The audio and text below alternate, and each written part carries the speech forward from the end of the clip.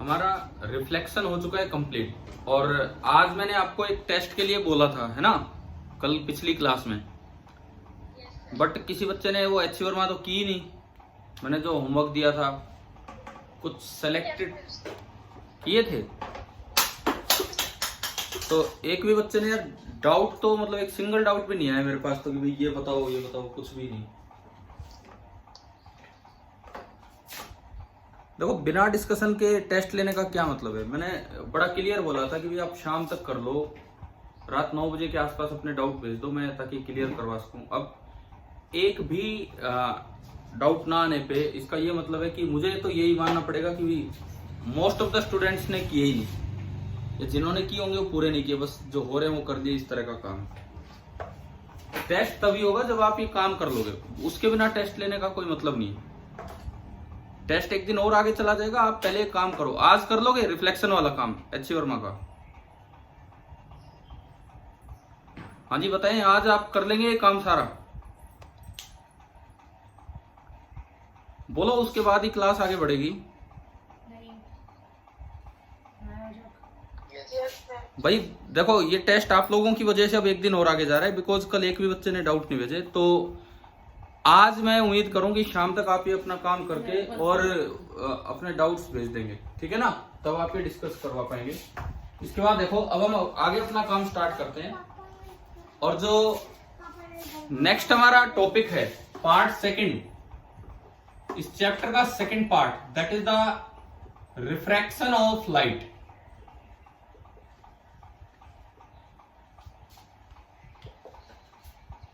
Part second, refraction of light.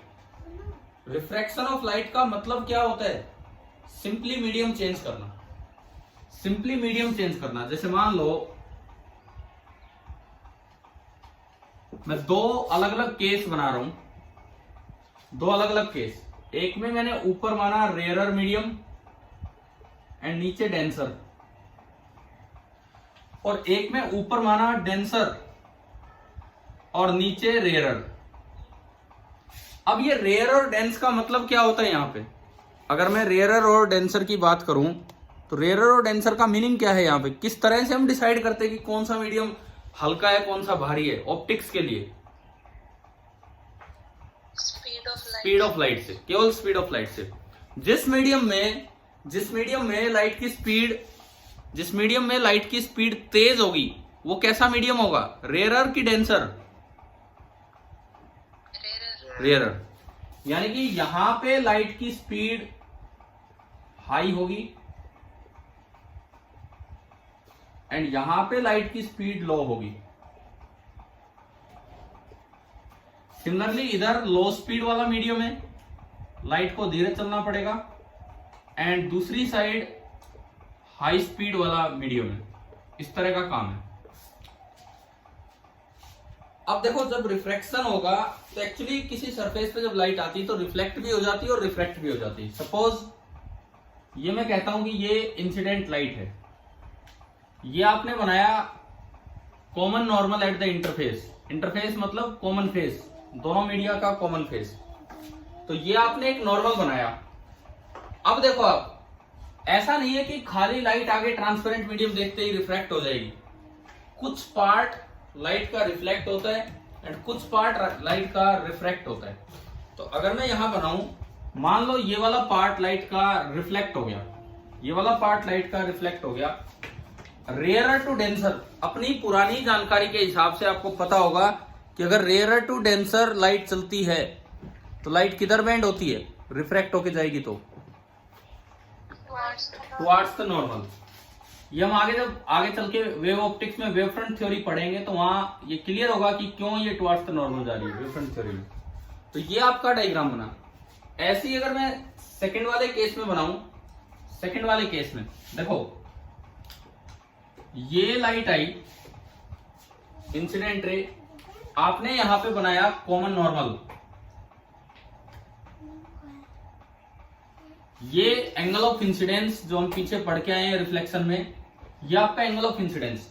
वहां again यही हाल होना है, कुछ पार्ट, कुछ एनर्जी लाइट की रिफ्लेक्ट हो जाएगी इधर की तरफ एंड कुछ एनर्जी लाइट की रिफ्लेक्ट होगी, लेकिन इस बार किधर बेंड होगी लाइट?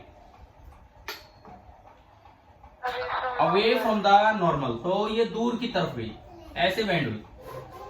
अब कुछ पैरामीटर्स पे हम चलेंगे कि भाई रिफ्लेक्शन हुआ, रिफ्रैक्शन हुआ, दोनों में क्या चीज चेंज होती है, दोनों में क्या चीज चेंज होती है, क्या चीज सेम रहती है लाइट के बारे में, उसकी हम बात करते हैं। मान लो यहां पे लाइट की स्पीड थी, पहली बात फ्रीक्वेंसी थी न्यू, स्पीड थी वी, वेवलेंथ थी लैम्डा। तीन चीजों की मैं बात करता हूं, तीन चीजों की बात करता हूं, इधर से निकल जाओ, तीन चीजों की बात करता हूं मैं। तो देखिए, अच्छा इधर से बाहर आ जाओ। देखो सुनो, सबसे पहली बात स्पीड, स्पीड मीडियम पे डिपेंड करती है। अगर मीडियम चेंज होगा तो स्पीड चेंज होगी, मीडियम चेंज नहीं होगा तो स्पीड सेम रहेगी। तो अगर हम स्पीड की बात करें v, तो यहां जो पार्ट है इसमें भी स्पीड v रहनी है, लेकिन जब आप अगले पार्ट में जाओगे तो वहां पे स्पीड चेंज होके v डैश हो जाएगी। क्या ये बात आई समझ में? मीडियम चेंज होने पे स्पीड चेंज होगी, मीडियम सेम रहेगा तो स्पीड सेम रहेगी। दरअसल speed of A wave depends on the medium, purely depends on the medium, इस तरह का काम रहता है। सिमिलरली अगर आप यहां देखें, इसमें मैंने फिर ये बनाया न्यू वी एंड लेमडा। अगर आप ये वाला पार्ट बनाते हैं न्यू वी एंड लेमडा, तो इसमें देखो यहां पे बनाएंगे तो स्पीड सेम रहेगी, और यहां पे बनाएंगे तो डैश लग जाएगा, मतलब चेंज होगी। अब मैं बात करूं इसके बाद फ्रीक्वेंसी की, अब मैं बात करूं फ्रीक्वेंसी की। फ्रीक्वेंसी मीडियम पे डिपेंड करती है कि नहीं करती है, बताओ? नहीं करती। किस पे डिपेंड करती है फ्रीक्वेंसी?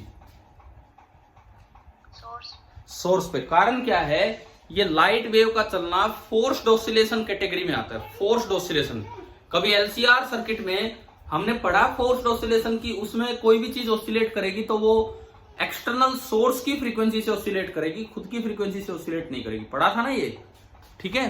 तो इसमें क्या होता है, इसमें क्या होता है कि जो सोर्स जिस फ्रीक्वेंसी से, जहां भी सोर्स होगा, ईएम वेव भी आप पढ़ के आए, light is also in EM wave.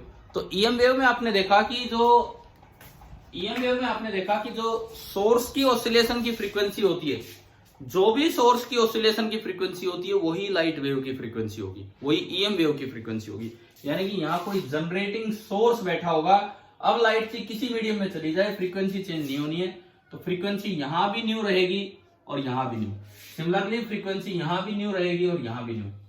अब बात आती है वेवलेंथ, वेव की लेंथ। वेव की लेंथ वो किस पे डिपेंड करेगी, बताओ? न्यू वी और लैम्डा में क्या रिलेशन होता है? Lambda is equal to V by nu. हम पढ़ तो रहे रे ऑप्टिक्स, लेकिन रिफ्रैक्शन की शुरुआत कुछ वेव के तरीके से की है, क्योंकि फ्रीक्वेंसी, वेवलेंथ, ये सब चीजें वेव में आती हैं, बट ऐसे सवाल यहां पूछ लिए जाते हैं। तो अभी हम देखते हैं इसको। तो आप बताओ, ये रिलेशन तो सबको पता ही होगा, लैम्डा बराबर वी बाई न्यू, पढ़ा हुआ है हमने ये तो, है ना, 9th क्लास से आने लग जाता है। अब बताओ, अगर यहां वेवलेंथ लैम्डा है, यहां वी और न्यू में कोई चेंज नहीं हुआ, तो वेवलेंथ यहां भी लैम्डा रहेगी। यहां वी और न्यू में एक चीज चेंज होगी, वी डैश लग गया, तो जो रेशियो होगा वो भी चेंज होगा, यानी कि नई वेवलेंथ आ जाएगी, और कितनी हो जाएगी? Lambda dash. ठीक है, इसकी बात करें, इधर की बात करें, यहां भी कुछ चेंज नहीं हुआ तो ऊपर लैम्डा, और नीचे स्पीड चेंज होगी तो ये आपका बनेगा लैम्डा डैश। यानी कि मीडियम चेंज होने पे लाइट की वेवलेंथ चेंज हो रही है और लाइट की स्पीड चेंज हो रही है, फ्रीक्वेंसी चेंज नहीं हो रही। पहली बात, ये पॉइंट तो क्लियर हो गया होगा। अब बात आती है कि ये रेयरर मीडियम था, ये डेंसर मीडियम था, इसका मतलब स्पीड यहां कम है, स्पीड यहां कम है, तो मैं लिखूं तो v dash is less than v। अगर v डैश v से कम है तो आप बताओ लैम्डा डैश कम होगा कि ज्यादा होगा? अगर v डैश v से कम है तो लैम्डा डैश लैम्डा से कम होगा कि ज्यादा होगा? इधर देखो, इधर लैम्डा बराबर v बाई न्यू, तो लैम्डा डैश बराबर v डैश बाई न्यू। अगर v डैश v से कम है तो लैम्डा डैश लैम्डा से कम होगा कि ज्यादा होगा? कम होगा ना, न्यूमरेटर में आ रहा है v, न्यूमरेटर में आ रहा है और न्यू तो कांस्टेंट है।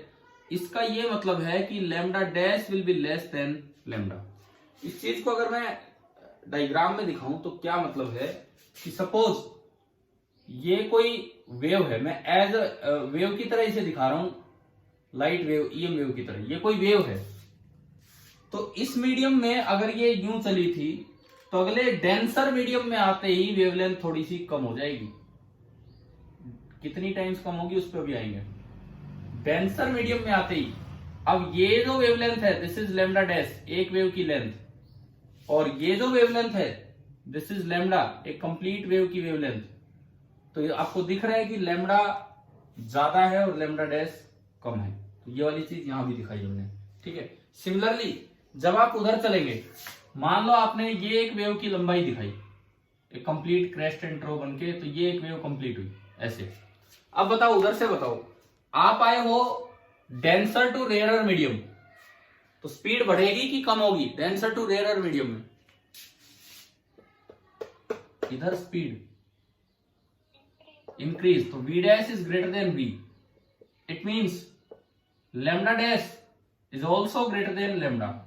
इसका मतलब यह है कि इस मीडियम में जो वेव बनेगी, इस मीडियम में आप जो वेव बनाएंगे आगे तक, उसकी आपको वेवलेंथ ज्यादा रखनी पड़ेगी, उसकी वेवलेंथ आपको ज्यादा रखनी पड़ेगी। तो ये लैम्डा डैश है और ये वाला पार्ट आपका लैम्डा था, तो इस बार जो आपको दिख रहा है दैट इज कि lambda dash is greater than lambda. तो एक चीज हम यही याद कर लें, एक चीज हम यहीं पे याद कर लें कि जिस मीडियम में स्पीड ज्यादा होती है वहां वेवलेंथ ज्यादा है, या यूं कहें डेंसर मीडियम में एंटर करने पे लाइट थोड़ी सिकुड़ जाती है, रेयरर मीडियम में एंटर करने पे लाइट खुल के चलती है। डेंसर मीडियम में एंटर करने पे लाइट थोड़ी सिकुड़ जाएगी, रेयरर मीडियम में एंटर करने पे लाइट खुल के चलेगी आराम से। इस चीज को अगर एक सिंपल डायग्राम से बताया जाए, ये कोई मीडियम है और बाहर वैक्यूम है, ये कोई मीडियम है और बाहर वैक्यूम है। तो जब वैक्यूम में रे थी, वेव की तरह, सॉरी वेव थी, तो ऐसे चल रही थी, इतनी इसकी वेवलेंथ थी। लेकिन जब वो मीडियम में आएगी तो डेफिनेटली उसकी वेवलेंथ कम हो जाएगी, डेफिनेटली उसकी वेवलेंथ कम हो जाएगी, और फिर वो वैक्यूम में निकलेगी तो फिर से आगे बढ़ जाएगी। कितने टाइम्स कम होगी इस पे अभी हम आएंगे, क्योंकि उसके लिए मुझे एक टर्म डिफाइन करनी पड़ेगी, रिफ्रैक्टिव इंडेक्स। कितने टाइम्स कम होगी उस पे हम अभी आते हैं। अब एक और चौथी चीज पे हम आते हैं, फोर्थ फैक्टर। देखो मैंने साथ साथ रिफ्लेक्टेड वेव दिखाई है, उसमें कोई बदलाव नहीं हो रहा था। फोर्थ फैक्टर पे हम आते हैं, that is known as phase. क्योंकि लाइट एक ईएम वेव है और वेव का कोई ना कोई फेज तो होता ही है। इक्वेशन में साइन के आगे जो लिखा रहता है उसे हम फेज बोला करते थे, है ना। इक्वेशन में जो साइन के आगे लिखा रहता है उसको हम फेज बोलते थे। तो अब अगर मैं बात करूं, फेज पे भी कोई फर्क पड़ता है क्या? रिफ्लेक्शन हुआ या रिफ्रैक्शन हुआ तो क्या इससे फेज पे भी कोई फर्क पड़ता है? देखो ये सेम फेज में है, ये वेव और ये वेव बिल्कुल सेम। देखो ये क्रेस्ट आया, क्रेस्ट के बाद क्या आना था? ट्रो ही आना था। या क्रेस्ट आया, क्रेस्ट के बाद ट्रो ही आना था। तो कोई फेज डिफरेंस नहीं इंट्रोड्यूस हुआ। लेकिन आपको एक बात याद रखनी होगी, रिफ्लेक्शन में हमने वो बात नहीं पढ़ी, लेकिन अब कंपैरिजन हो रहा है तो यहां वो बात आती है सामने। अगर डेंसर से रेयरर मीडियम जाना चाह रही थी, डेंसर से रेयरर में लाइट जाना चाह रही थी और वहां से रिफ्लेक्ट हुई है, तो फेज में कोई बदलाव नहीं आएगा। क्या मतलब? फेज में कोई बदलाव नहीं आने का मतलब, जैसे ये क्रेस्ट था, ये ट्रो था, तो अगला क्रेस्ट ही आना है, अगला क्रेस्ट ही आना है। मतलब यहां भी क्रेस्ट आया, और अगर आप उधर की बात करेंगे तो उधर भी एक क्रेस्ट ही आएगा, सेम वेवलेंथ रहेगी, ये क्रेस्ट और ये ट्रो।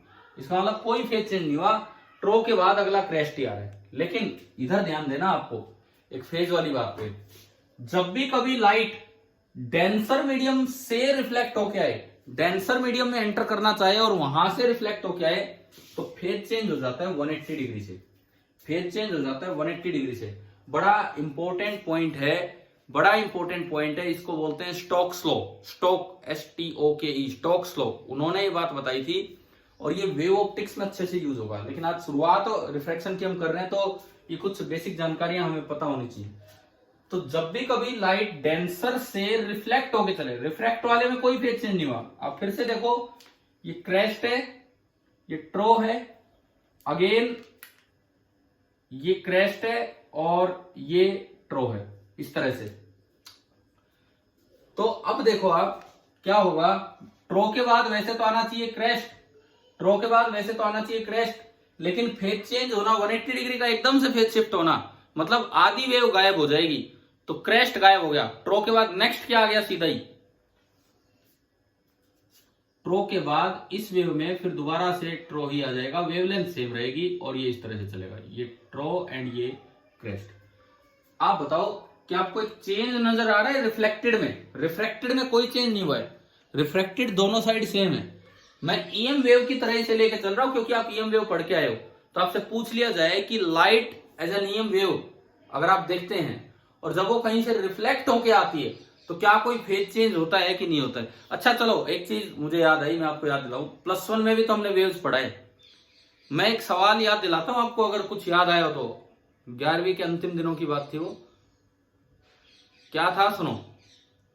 ये पीछे की ये दो हमने दीवारें, एक साइड दीवार दी थी, स्ट्रिंग वेव की बात कर रहा हूं, एक साइड एक रोड ली थी जिसपे एक रिंग बांध दी थी और एक रस्सी रिंग से और दीवार तक बंधी थी, और यहां से एक पल्स जनरेट की थी, एक पल्स जनरेट की थी और पूछा था कि दोबारा वो उसी पैटर्न में कब आ जाएगी।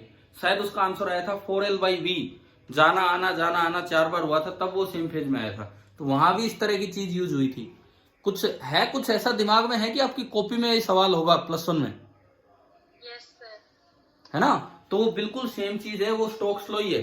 तो स्टोक ने ये बताया था कि जब भी कभी डेंसर मीडियम से, डेंसर मीडियम यहां था दीवार ना कि रिंग, उस सवाल में, उस +1 वाले सवाल में दीवार डेंसर मीडियम थी, जब भी कभी डेंसर मीडियम से वेव रिफ्लेक्ट होके चलेगी तो उसमें एक फेज शिफ्ट हो जाएगा पाई का 180 डिग्री का। मतलब क्रेस्ट के बाद ट्रो आना था लेकिन वो सीधा अगला क्रेस्ट आ जाएगा, ट्रो के बाद क्रेस्ट आना था लेकिन वो आधी वेव गायब होकर अगला आ जाएगा, जंप मार जाएगी वो। तो आप लोग अगर मैं आपको थोड़ा रिमाइंड करवाया अभी, देखिए कुछ ऐसा था, कुछ ऐसा सवाल था कि एक दीवार थी, ये एक रोप है, ये एक रिंग से बंधी हुई है और ये एक और रोड है इस तरह की, ये लेंथ है L, और सवाल ये दिया था हमने आपको 11वीं में कि ये V स्पीड से एक पल्स चल पड़ी, पूछा है कि दोबारा पल्स अपने स्टेटस को, अपनी पोजीशन को कब रिपीट करेगी, मतलब इसी जगह इसी तरह से मिले। तो देखो हमने क्या किया, L/V टाइम पे वेव वहां गई, इस तरह से हमने बनाया, L/V टाइम पे वेव वहां गई, वहां से रिफ्लेक्ट होके आई, वो सामने वाला मीडियम रेयरर माना जाएगा, डेंसर माना जाएगा? रेयरर। और ये होगा डेंसर, रस्सी से भी रेयरर क्योंकि कुछ नहीं है, वो फ्री है चलने के लिए, और दीवार रस्सी से भी डेंसर, तो वो फ्री है।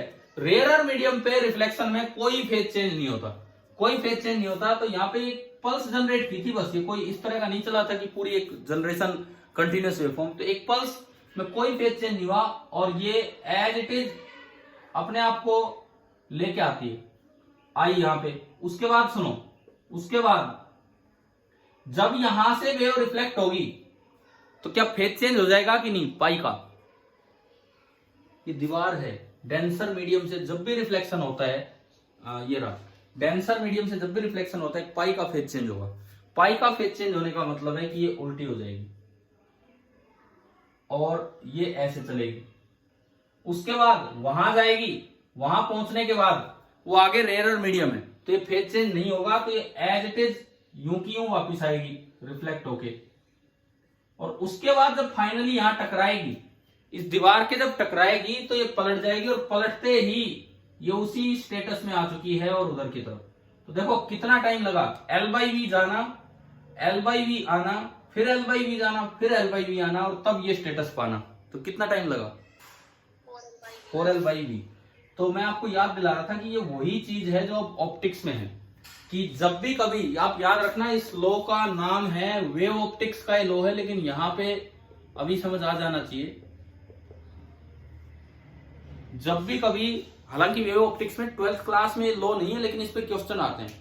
अब मैं आपको आपके थ्रू एक बच्चे को बता रहा हूं, मैंने सुबह ही डाउट देखा अभी व्हाट्सएप पे, सुबह सुबह ही शायद उसने भेजा हो, एक 12th पास आउट वाले बच्चे अपने डाउट्स भेजते रहते हैं, तो आपसे ज्यादा यार, आपसे ज्यादा डाउट्स वो क्लियर करवा रहे हैं, आप कम करवा रहे हो, जबकि 12th का कोई सेक्शन मेरे पास था भी नहीं पिछली हाल। तो सुनो, उसमें एक बच्चे ने डाउट भेजा है, तो मैं उसको ये मैसेज पहुंचा रहा हूं, अगर वो वीडियो देखेगा, नहीं तो मैं उसे डाउट अलग बता दूंगा। उसने एक दीवार से, ये ऑप्टिक्स का ही क्वेश्चन है, दीवार से एक लाइट वेव को रिफ्लेक्ट किया है, तो उसे वो सवाल नहीं हुआ होगा। उसने गलती अगर की है तो वही की है कि जब दीवार से वेव रिफ्लेक्ट होगी तो एक एक्स्ट्रा फेज चल चुकी है वेव 180 डिग्री का। आप भी ध्यान रखो, आपको भी ऐसे सवाल हम करवाएंगे जब हम वेव ऑप्टिक्स में जाएंगे, तो इस बात का ध्यान रखना। 4 बातें हैं। Denser to rarer refraction, no phase change. Rarer to denser refraction, no phase change. Denser to rarer reflection, denser to rarer जा रही थी और रिफ्लेक्शन हो गया, बताओ फेज चेंज होगा कि नहीं होगा? नो सर, नो सर, बिल्कुल नहीं। डेंसर टू रेयरर जा रही थी और रिफ्लेक्शन हो गया तो कोई फेज चेंज नहीं है। लेकिन अगर रेयरर टू डेंसर जा रही थी और वहां से रिफ्लेक्शन हो गया तो केवल उस स्थिति में फेज चेंज होता है पाई का। समझ में आ रहा है? रेयरर टू डेंसर जाने की कोशिश करे और डेंसर मीडियम से रिफ्लेक्ट होकर वापस आए तो वहां एक फेज शिफ्ट हो जाता है 180 डिग्री का। अगर आप ईएम वेव की तरह इसे देखें तो जो आपकी इक्वेशन लिखी रहती है y is equal to A sine omega T minus K X, y equal to A sine omega T, ये इंसिडेंट वेव है। तो जब ये रिफ्लेक्ट होके चलेगी तो फेज में एक बदलाव ही आ जाएगा कि साथ में आपको क्या लगाना पड़ेगा, प्लस पाई का एक एक्स्ट्रा फैक्टर। और जो चेंज होंगे वो हम देखेंगे वेव ऑप्टिक्स में, लेकिन एक एक्स्ट्रा फैक्टर आपको प्लस पाई का लगाना पड़ेगा। और कुछ आपको ये आइडिया लग रहा होगा कि ईएम वेव कितना इंपॉर्टेंट चैप्टर है। समझ गए? आगे वेव ऑप्टिक्स आनी, उसमें पूरी इक्वेशंस का और इनका यूज होगा। ठीक है, चलो। तो अल्टीमेटली अगर इस डिस्कशन का निष्कर्ष निकाला जाए, कंक्लूजन निकाला जाए, रिफ्लेक्शन रिफ्रैक्शन दोनों के लिए फ्रीक्वेंसी कभी चेंज नहीं होती है। फ्रीक्वेंसी जो सोर्स की है वही लाइट्स की रहेगी। आगे स्पीड मीडियम के अकॉर्डिंग चेंज होगी। लैम्डा, अगर आप डेंसर मीडियम में जा रहे हो तो वेव सिकुड़ के चलेगी, लैम्डा कम हो जाएगा। और अगर आप रेयरर मीडियम में जा रहे हो तो लाइट फैल के चलेगी, लैम्डा ज्यादा हो जाएगा। फेज में एक नई बात आई कि जब भी कभी वेव डेंसर मीडियम की तरफ जाना चाहती थी लेकिन वहां से रिफ्लेक्ट होगी तो उसमें एक एक्स्ट्रा फेज आ जाता है पाई का, बस वो फेज शिफ्ट है। This is known as Stokes law. बाकी कहीं कोई फेज चेंज नहीं है। शायद ये डिस्कशन यहां तक का समझ में आ गया होगा। हाँ भाई बताओ, और कोई कंफ्यूजन है क्या इसमें? ठीक है, आगे बढ़ते हैं। अब ये टुवार्ड्स द मीडियम नॉर्मल क्यों हुई, अवे फ्रॉम द नॉर्मल, ये वेव फ्रंट थ्योरी आएगी वेव ऑप्टिक्स में। वहां हम, और बल्कि ना इस डिस्कशन से आपको ये लगना चाहिए कि ज्योमेट्रिकल ऑप्टिक्स में तो सीधी सीधी बातें हैं, हम फिनोमेना के कारण पे नहीं जाते हैं कि क्या हुआ, मतलब क्यों हुआ, क्या हुआ, बस वो पढ़ते रहते हैं रेज की टर्म्स में। वेव ऑप्टिक्स में जब चलेंगे तो एक एक पॉइंट की बात करेंगे कि ऐसा हुआ तो क्यों हुआ, इस तरह से।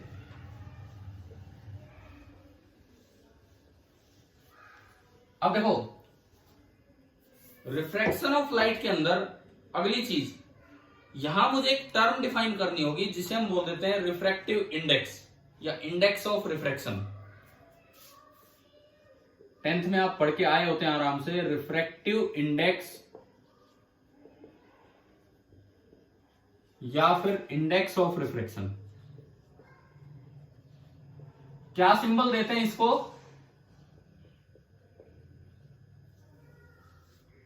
क्या सिंबल देते हैं? सिंबल बताओगे मुझे रिफ्रैक्टिव इंडेक्स का? म्यू। जो स्टैंडर्ड सिंबल है वो एन है, पर बहुत सी बुक्स म्यू भी देती है। जो स्टैंडर्ड टेक्स्ट बुक जैसे एनसीईआरटी की दोनों बुक्स +1 +2 वो आपके एन यूज करके चलती है, एन। और बहुत सी बुक्स म्यू सिंबल भी यूज करते हैं। म्यू को क्यों अवॉइड किया जाता है वो एन की डेफिनेशन से पता लगेगा। Refractive index of a medium का मतलब क्या है?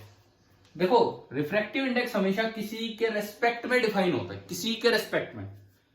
इफ नथिंग इज मेंशन्ड, अगर कुछ भी मेंशन नहीं किया है और आप एक मीडियम का रिफ्रैक्टिव इंडेक्स डिफाइन कर रहे हैं तो इसका मतलब है कि n is defined with respect to vacuum.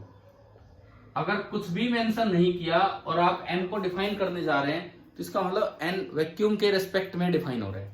कैसे? देखिए, ये कोई मीडियम है, आपको इसका रिफ्रैक्टिव इंडेक्स बताना है। इसका रिफ्रैक्टिव इंडेक्स, बाहर है वैक्यूम,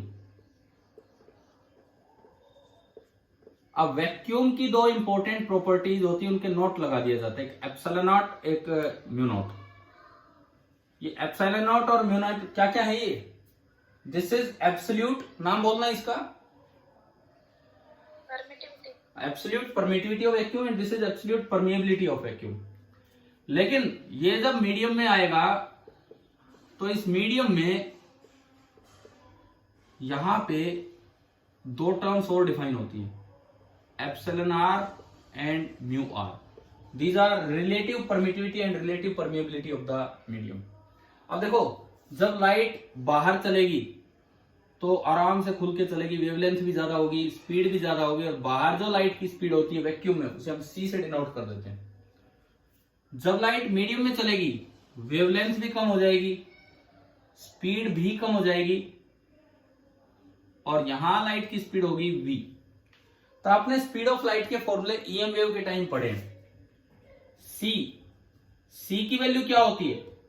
स्पीड ऑफ लाइट के फॉर्मूले आपने ईएम वेव के टाइम पढ़े हैं। सी की वैल्यू क्या होती है? 1 by under root of mu naught epsilon naught. अब आप बताओ v क्या होता है? v क्या होता है? अगर इस मीडियम के ये और दे दिए जाए तो जहां म्यू नॉट था उसकी जगह तो आ जाएगा mu naught into mu R, और जहां एप्सिलॉन नॉट था उसकी जगह आ जाएगा epsilon naught into epsilon R. ये पढ़ रखा है ना हमने, ठीक है। अब अगर आप इस मीडियम का रिफ्रैक्टिव इंडेक्स डिफाइन करना चाहें, कुछ नहीं दिया मतलब वो वैक्यूम के रेस्पेक्ट में है, कुछ भी नहीं दिया तो वैक्यूम के रेस्पेक्ट में है, N this is equal to, जिस भी मीडियम का रिफ्रैक्टिव इंडेक्स डिफाइन करना चाह रहे हैं, रिफ्रैक्टिव इंडेक्स का मतलब है कि उस मीडियम में लाइट कितनी स्लो होगी, उस मीडियम में लाइट कितने टाइम स्लो होगी। जैसे सपोज कीजिए बाहर लाइट की स्पीड है c, बाहर लाइट की स्पीड है c और इस मीडियम में होगी c/2, तो 2 टाइम स्लो होगी। बताओ समझ में आ रहा है? अगर बाहर लाइट की स्पीड है c और इस मीडियम में हो जाती है c/2, it means 2 time slow होगी। 2 टाइम स्लो होने का मतलब है कि refractive index of the medium with respect to vacuum is 2। ये प्रॉपर तरीका है कि रिफ्रैक्टिव इंडेक्स कैसे डिफाइन किया गया। आपको रिफ्रैक्टिव इंडेक्स ये बताता है कि स्पीड कितने टाइम्स कम हो रही है। अगर किसी मीडियम का रिफ्रैक्टिव इंडेक्स 4 है, कुछ नहीं बोला, मतलब वैक्यूम के रेस्पेक्ट में 4 है, मतलब वहां लाइट की स्पीड c/4 हो जाएगी। तो refractive index of a medium, अगर मैं बोलना चाहूं refractive index of a medium, मान लो विद रेस्पेक्ट टू वैक्यूम आप डिफाइन कर रहे हैं, तो इसका मतलब कितने टाइम स्पीड कम हुई है, तो फैक्टर निकालना है। अगर हाफ टाइम्स हुई है तो हम कहेंगे 2 टाइम स्लो हुई है, अगर 1/4 टाइम हुई तो हम कहेंगे 4 टाइम स्लो हुई है। तो ये इस तरह से डिफाइन होता है। नीचे तो हम लेंगे speed of light in medium, कि जिस मीडियम में आप रिफ्रैक्टिव इंडेक्स लिखना चाह रहे हो उसमें लाइट की क्या स्पीड है, और ऊपर लेंगे स्पीड ऑफ लाइट किसके रेस्पेक्ट में आप लिखना चाह रहे हो। वहां यहां कुछ नहीं बोला तो किसके रेस्पेक्ट में लिखना चाह रहे हो? वैक्यूम के रेस्पेक्ट में। ये मैंने इसलिए ऐसे बताया है, कभी यूं आ जाए refractive index of medium 2 with respect to medium 1, suppose यूं आ जाए, जैसे यहां तो हमने इसका एन डिफाइन कर दिया, इसका N that is equal to speed of light in vacuum upon in this medium. अगर इसके आगे एक और मीडियम लगा, अगर इससे आगे एक और मीडियम हमने बना दिया, ये कोई भी और मीडियम है, and this is medium number 2, medium number 2, और यहां लाइट की स्पीड है v2 और ये मीडियम 1 है और इसकी स्पीड है v1, यहां पे लाइट की स्पीड है v1। अब अगर आप n1 बोलना चाहें, n1 का तो मतलब है speed of refractive index of 1 with respect to vacuum, तो वो तो क्या होगा c/v1। अगर आप n2 बोलना चाहें तो n2 क्या होगा c/v2। लेकिन अगर आपको डिफाइन करना हो refractive index of medium 2 with respect to 1, तो इसका क्या मतलब होगा? Refractive index of medium 2 with respect to 1, तो बताओ कहां कौन सी स्पीड है? मीडियम 2 विद रिस्पेक्ट टू 1, तो तो नीचे कौन सी स्पीड आएगी, v2 या v1? v2। आप किस मीडियम का रिफ्रैक्टिव इंडेक्स डिफाइन कर रहे हैं, नीचे उसकी स्पीड, किसके रेस्पेक्ट में डिफाइन कर रहे हैं, नीचे वहां की स्पीड। तो किसके रेस्पेक्ट में डिफाइन कर रहे हैं, 1 के रेस्पेक्ट में, तो ऊपर आपका आएगा v1। तो क्या आपको रिफ्रैक्टिव इंडेक्स डिफाइन करना आ गया ढंग से, कैसे करना होता है?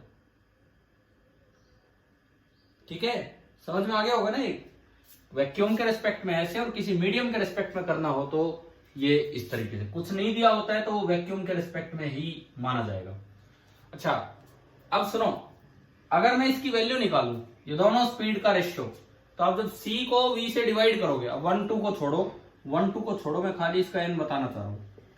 c को v से डिवाइड करोगे तो 1/√μ0 से 1/√μ0 कैंसिल हो गया और ये ऊपर चला गया, तो आप देखो n क्या बच रहा है, √μr इंटू एप्सिलॉन r। हाँ जी भाई बताओ, ये समझ में आया? c/v करोगे तो ये टर्म ऊपर चली जाएगी। इसका मतलब आप किसी मीडियम का रिफ्रैक्टिव इंडेक्स निकाल सकते हो अगर आपको मीडियम का μr पता हो, रिलेटिव परमिएबिलिटी, और एप्सिलॉन r पता हो, रिलेटिव परमिटिविटी, तो आप उसका रिफ्रैक्टिव इंडेक्स आराम से निकाल सकते हो, √μr एप्सिलॉन। बताइए, रिफ्रैक्टिव इंडेक्स की डेफिनेशन सभी बच्चों को क्लियर होगी कैसे डिफाइन किया है? ठीक है, अब एक चीज यहां से समझ में आना चाहिए कि म्यू सिंबल को क्यों अवॉइड कर दिया जाता है बहुत बार। म्यू में कंफ्यूजन क्या है, म्यू ही तो सिंबल किसका यूज कर रहे हैं हम, परमिएबिलिटी का, और इसकी डेफिनेशन में खुद परमिएबिलिटी आ रही है, तो इसीलिए म्यू की बजाय एनसीईआरटी बुक होती है वो आपके स्टैंडर्ड सिंबल एन को ही यूज करके चलती है। समझ गए हो? नहीं तो फिर यूं कंफ्यूजन रहेगा, ये म्यू कभी परमिएबिलिटी तो नहीं है, जबकि वहां पे आप रिफ्रैक्टिव इंडेक्स लिख रहे हो। तो ये हमने डिफाइन किया रिफ्रैक्टिव इंडेक्स को। अब देखो रिफ्रैक्टिव इंडेक्स का फायदा क्या है, अगर आपको मीडियम का रिफ्रैक्टिव इंडेक्स पता हो तो उसका फायदा क्या है वो देखिए। अपन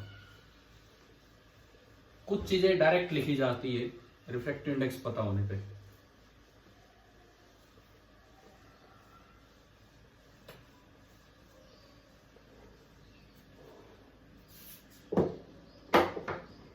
जैसे मान लो आपको यूं दिया कि ये मीडियम ग्लास है। अब अलग अलग तरह के ग्लास होते हैं। इन जनरल जो ग्लास का रिफ्रैक्टिव इंडेक्स होता है ऑन एन एवरेज 3/2। किसी का कुछ होता है कि अलग अलग तरह के ग्लास है, मान लो 3/2 है। एक बात याद रखना, रिफ्रैक्टिव इंडेक्स जब भी वैक्यूम के टर्म्स में डिफाइन हो, यानी कि ओनली रिफ्रैक्टिव इंडेक्स बताए, वो हमेशा 1 से बड़ा होगा। क्यों? क्योंकि आपका n का फॉर्मूला है c/v। सिंस किसी भी मीडियम में स्पीड c से कम ही होगी, ज्यादा से ज्यादा वैक्यूम आ जाए तो इसके बराबर होगी, तो आप ये इसमें यूज करते हैं तो 1 इज लेस देन और इक्वल टू c/v। c/v को आपने n लिखा, इसका मतलब n refractive index of a medium कभी 1 से छोटा नहीं होगा। अगर वो वैक्यूम के रिस्पेक्ट में डिफाइन किया है तो कभी भी 1 से छोटा नहीं होगा, क्योंकि रिफ्रैक्टिव इंडेक्स का मतलब है कि स्पीड कितने टाइम्स कम हुई है, और अगर 1 से छोटा हो गया तो स्पीड बढ़ जाएगी, और वैक्यूम से तेज स्पीड तो कभी लाइट की हो ही नहीं सकती कहीं भी। तो इसका रिफ्रैक्टिव इंडेक्स का डायरेक्टली फायदा क्या है वो सुने आप। सपोज ये आपको वैक्यूम में वेव बना के दी और ये इसकी वेवलेंथ है लैम्डा, साथ में इसकी स्पीड है c। पहली बात आप डायरेक्ट लिख सकते हो कि यहां स्पीड कितनी कम होगी, यहां स्पीड कितनी कम होगी, 3/2 टाइम्स कम होगी। 3/2 टाइम्स कम होने का मतलब है कि इस मीडियम में जो स्पीड है that will be equal to c upon, आप 3/2 छोड़ो, मैं एक आसान केस लेता हूं। मान लो कोई ऐसा ग्लास है जिसका रिफ्रैक्टिव इंडेक्स है 2, स्पेशल ग्लास जिसका रिफ्रैक्टिव इंडेक्स है 2। इसका मतलब ये है कि जो लाइट की स्पीड आप सीधी लिख सकते हो कि 2 टाइम्स कम होगी c/2। दूसरी बात, आप वेवलेंथ भी सीधी लिख सकते हो, क्योंकि लैम्डा होता है v/μ, और म्यू चेंज होता नहीं है मीडियम चेंज होने पे। इसका मतलब जितने टाइम स्पीड कम हुई उतने ही टाइम वेवलेंथ कम होगी। तो अगर अब ये देखो, अगर वैक्यूम में किसी वेव की वेवलेंथ लैम्डा है, अगर वैक्यूम में किसी वेव की वेवलेंथ लैम्डा है और वो एक ऐसे मीडियम में एंटर कर जाए जिसका रिफ्रैक्टिव इंडेक्स 2 है, तो इसका ये मतलब है कि वहां जो उसकी वेवलेंथ होगी बिल्कुल आधी हो जाएगी, बिल्कुल आधी, और उसकी जो वेवलेंथ उस मीडियम में होनी आप डायरेक्ट लिख सकते हो λ/2। या यूं कहें, बाहर अगर लैम्डा है तो मीडियम के अंदर जो वेवलेंथ होगी वो λ/n होगी। बाहर अगर स्पीड c है तो मीडियम में स्पीड होगी c/n। बाहर अगर फ्रीक्वेंसी न्यू है तो मीडियम में भी न्यू ही रहेगी। रिफ्रैक्टिव इंडेक्स डिफाइन करना आ गया हमें, ठीक है। चले हम आगे बढ़े। अब यहां से लॉज ऑफ रिफ्लेक्शन की शुरुआत होती है। जैसे आप लॉ ऑफ रिफ्लेक्शन पढ़ के आए थे, आपने वेक्टर फॉर्म में भी वो पढ़ लिया, उस पर क्वेश्चंस भी किए। याद है आपको वेक्टर फॉर्म की इक्वेशन याद है? आर कैप बराबर क्या था, बताओ एक बार, कोई भी बच्चा बोले। आर कैप बराबर ई कैप, मैं शुरुआत करवा रहा हूं, आगे बोलो। E cap minus twice E cap dot N cap into N cap. हाँ, R cap is equal to E cap, where E cap तो था इंसिडेंट का unit vector, minus twice of आगे ई का कंपोनेंट, ई का component मतलब twice of E cap dot N cap into N cap. ये आपका फॉर्मूला था।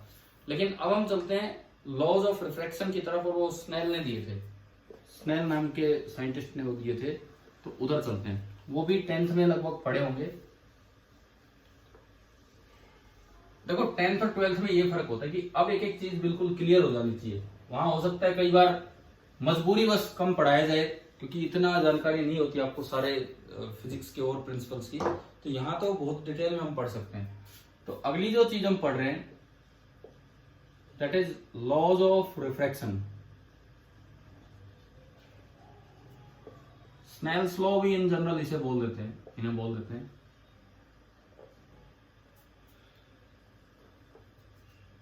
देखो आपने सिंपल रिफ्रैक्शन का कोई भी एक डायग्राम बनाया, जैसे मैं दोबारा रिपीट करता हूं, this is the interface. Interface मतलब कॉमन फेस दोनों मीडिया का। मीडियम 1 ऊपर है, मीडियम 2 नीचे है, तो दोनों मीडिया का common face. This is medium number 1 and इसका रिफ्रैक्टिव इंडेक्स है n1। This is medium number 2 and इसका रिफ्रैक्टिव इंडेक्स है n2। अब देखो सपोज लाइट यहां से आती है, ये आपने बनाया normal,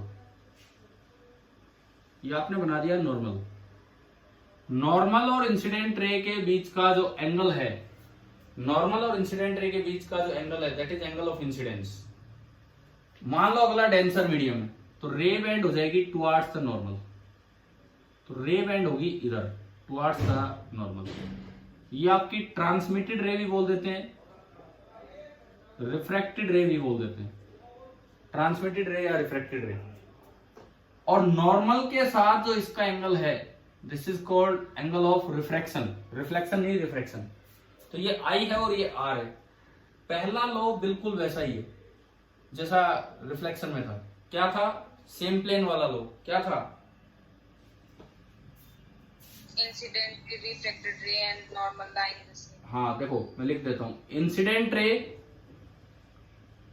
comma the normal to the interface, the normal to the interface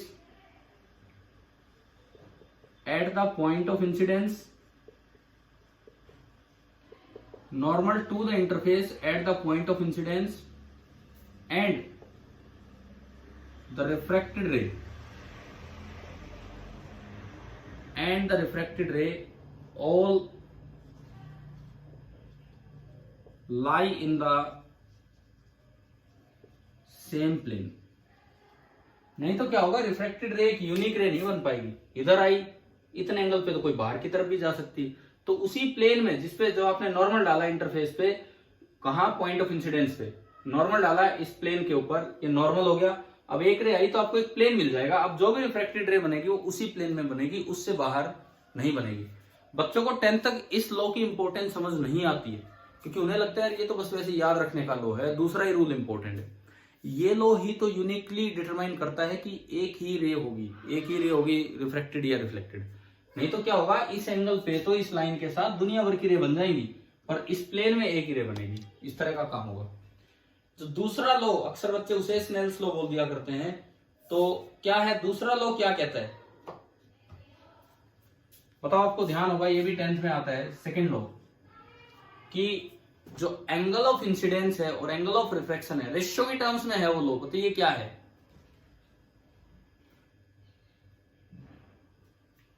हाँ भाई बोलोगे?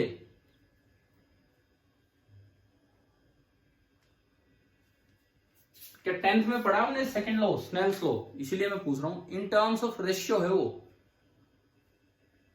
Sign of angle of incidence upon sine of angle of refraction, ये रेशियो कांस्टेंट है for a pair of media. आपको दो मीडियम दे दिए, आपको दो मीडियम दे दिए।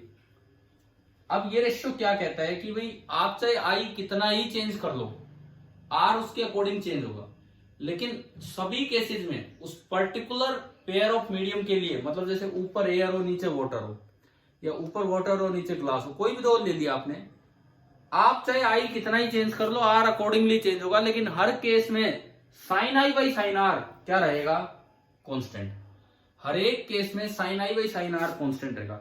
मैंने आपको जो लास्ट फिनिशिंग लेक्चर टाइप काम था रिफ्लेक्शन का, कि उसमें या यूं लगा लो पता नहीं कहां पे, आपको फर्मेट प्रिंसिपल से लॉ ऑफ रिफ्लेक्शन निकाल के दिखाया था डिफरेंशिएशन से। बताओ फॉर्मेट प्रिंसिपल से θ1 बराबर θ2 आपकी क्लास में करवाया होगा ना वो सवाल? अरे बोलो, आपकी क्लास में क्वेश्चन हुआ था कि जिसमें मिनिमम टाइम के लिए हमने कैलकुलेट किया तो θ1 बराबर θ2 आ गया था? यस है ना? तो फॉर्मेट प्रिंसिपल से ये लॉ निकलता है, फॉर्मेट प्रिंसिपल से ही ये वाला लॉ भी निकलता है। बट हम वो चलो ठीक है आपको दे देंगे कभी वो सवाल भी करने के लिए, लेकिन फिलहाल ये बात याद रखनी है कि अगर दोनों साइड मीडियम सेम है तो आई आप कितना ही चेंज कर लो, आर उसके अकॉर्डिंग चेंज होगा, परंतु sine I by sine are constant रहेगा। और बात यह है कि ये कांस्टेंट किसके बराबर होता है? ये जो कांस्टेंट होता है ये स्पीड के रेशियो के बराबर होता है, sine I by sine r. Suppose इस मीडियम में स्पीड है v1 और इस मीडियम में स्पीड है v2। अब बताओ ये रेयरर टू डेंसर जा रही है, denser to rarer according to the diagram? Rarer to denser, मतलब v1 ज्यादा है और v2 कम है, v1 ज्यादा है और v2 कम है। और डायग्राम में देखो तो i ज्यादा है और r कम है, तो ये डायरेक्ट रेशियो होना चाहिए। i ज्यादा r कम है तो ऊपर v1 होगा और नीचे v2। ऐसा नहीं है कि ये देख के आप ये हर बार बनाओगे, ऐसा नहीं कि हर बार देखोगे कि रेयरर टू डेंसर की, ना, ये सीधा है sine i upon sine r. इधर का एंगल ये नॉर्मल के साथ लेने एंगल, और कहीं नहीं। इधर का एंगल लिया तो इधर की स्पीड, और इधर का एंगल लिया तो इधर की स्पीड। या फिर यही रेशियो वेवलेंथ का भी होता है, λ1 बाई λ2। इधर की वेवलेंथ λ1 और इधर की वेवलेंथ λ2। फ्रीक्वेंसी का रेशियो मत कर देना, वो तो सेम है। या फिर देखो मैं इसको क्या लिख सकता हूं, मैंने ऊपर नीचे c से मल्टीप्लाई किया, तो क्या मैं इसी चीज को ऐसा लिख सकता हूं, c by v2 divided by c by v1? बताओ क्या ये और ये सेम है कि नहीं? है ना? v1 ऊपर जाएगा और c बाई v2 का मतलब है n2 और c बाई v1 का मतलब है n2। अगर इस मीडियम का रिफ्रैक्टिव इंडेक्स है n2 और इस मीडियम का रिफ्रैक्टिव इंडेक्स है n1, तो sign I by sine are में n का रेशियो उल्टा हो जाता है। अब रेशियो की बजाय मैं आपको रिकमेंड करूंगा कि आप इस फॉर्मूले को किस तरह याद रखें। रेशियो में क्या है, भूल जाते हैं बच्चे कई बार, यार 1/2 करना है, 2/1 करना है। स्पीड में डायरेक्ट रेशियो है और रिफ्रैक्टिव इंडेक्स में इनडायरेक्ट रेशियो है, ये तो याद होना चाहिए। लेकिन एक आसान तरीका फॉर न्यूमेरिकल्स आप ये याद रखो, जिस साइड का आप एंगल देख रहे हो उधर का रिफ्रैक्टिव इंडेक्स देखो। इधर आपने आई एंगल देखा नॉर्मल के साथ, तो इधर का रिफ्रैक्टिव इंडेक्स है n1, तो n1 into sine i is equal to इधर का रिफ्रैक्टिव इंडेक्स, कितना है इधर का refractive index, n2 and n2 into sine r. n1 into sine i is equal to n2 into sine r. Questions के लिए, न्यूमेरिकल्स के लिए आप ये वाली फॉर्म याद रख लीजिए, उसी से काम चल जाएगा। क्या स्नेल लॉ की ये वाली फॉर्म आ गई समझ में? ठीक है, हम जब क्वेश्चंस में यूज करेंगे तो ये फॉर्म लेके चलेंगे और इसी से आगे अपना काम बढ़ा लेंगे। ठीक है, अब बात आती कि जब ये डायग्राम बना हुआ है बोर्ड पे तो डेविएशन भी देख लेते हैं। चलो डायग्राम तो दोबारा बना लेंगे, ऐसी कोई बात नहीं है। तो अब हम एक चीज देखें यहां से, डेविएशन पे आने से पहले, क्या ये जरूरी है कि रिफ्रैक्शन में लाइट बेंड होगी? हम कभी कह रहे हैं टुवार्ड्स द नॉर्मल होगी, कभी कह रहे हैं अवे फ्रॉम द नॉर्मल होगी। क्या ये जरूरी है कि रिफ्रैक्शन में लाइट डेफिनेटली बेंड होगी जब एक मीडियम से दूसरे मीडियम में लाइट जाती है तो। या ऐसा भी केस हो सकता है कि लाइट बेंड ना हो, दो अलग अलग मीडियम है इधर और उधर। बताओ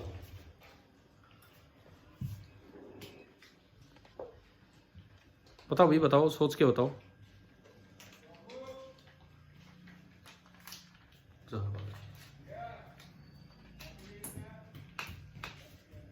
हाँ जी बोलो, मेरा सवाल क्या था कि अगर एक मीडियम से दूसरे मीडियम में लाइट जा रही है तो क्या ये श्योर है कि वो बैंड होगी, या ऐसा भी हो सकता है कि वो बैंड ना हो?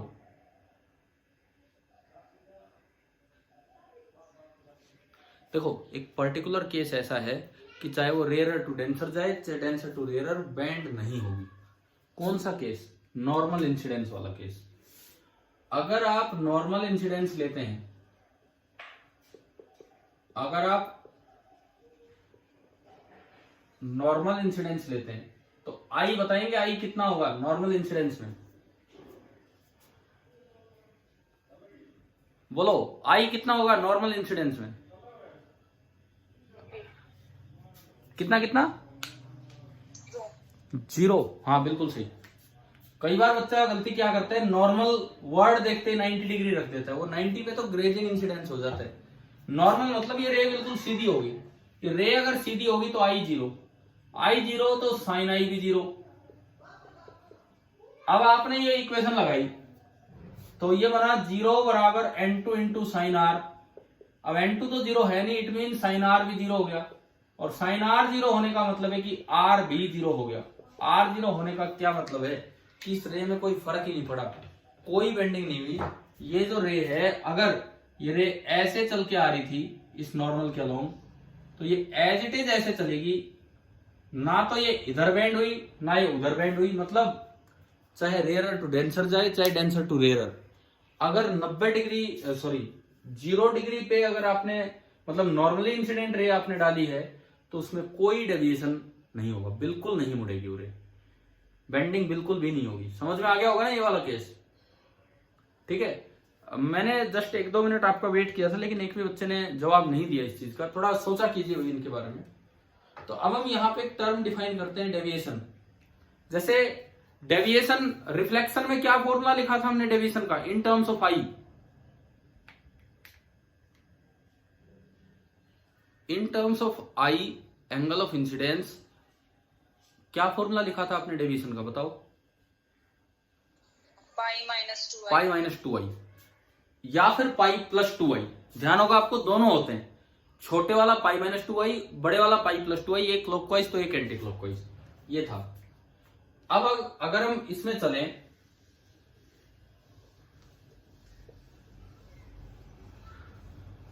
डेविएशन इन रिफ्रैक्शन, ये देखते हैं।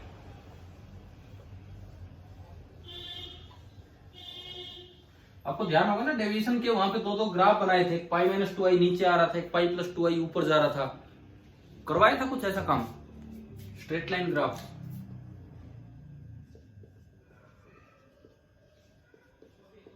डेविएशन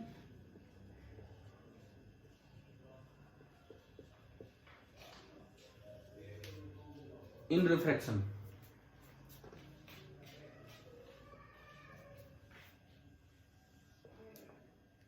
मान लो एक बार मैं लेता हूं रेयर टू डेंसर,